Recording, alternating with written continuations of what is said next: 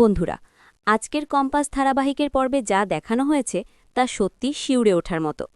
একদিকে হাসপাতালে মৃত্যুর সঙ্গে লড়াই করছে ঋতুজা, অন্যদিকে মুক্তির ভয়ঙ্কর চক্রান্ত ধীরে ধীরে সামনে আসছে। পর্বের শুরুতেই আমরা দেখতে পাই কম্পাস নিজে হাতে বিহানকে স্যুপ খাইয়ে দিচ্ছে। ঠিক সেই সময় মাহি সেখানে এসে পুরো ঘটনাটা মোবাইলে ভিডিও করতে থাকে। মাহির প্ল্যান ছিল এই ভিডিওটা মোনাকে পাঠাবে, যাতে মোনা বুঝতে পারে ঘরের ভেতরে আসলে কি চলছে। কিন্তু ঠিক তখনই মুক্তি মাহিকে বাধা দেয়। মুক্তি স্পষ্টভাবে বলে, মোনাকে ভিডিও পাঠিয়ে কি হবে, ও শুধু শুধু রেগে যাবে, ঘরের জিনিসপত্র ভাঙচুর করবে। আর মাথায় রাখিস, দুদিন পর অখিলেশ আমাকে বিয়ে করবে, তখন এই বাড়ির মালিক হব আমি যা বলবো সেটাই তোকে করতে হবে।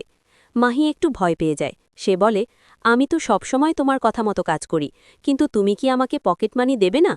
এই কথা শুনে মুক্তি ঠান্ডা মাথায় উত্তর দেয়, আমি যা বলবো ঠিকঠাক করলে তোকে সব কিছুই পাবি। বন্ধুরা, এখান থেকেই বোঝা যায় মুক্তি কতটা লোভী আর নিষ্ঠুর হতে পারে। এরপর গভীর রাত নামতেই মুক্তি তার আসল রূপ দেখায়। সুযোগ বুঝে সে ঋতুজাকে বিষাক্ত ওষুধ খাইয়ে যায়।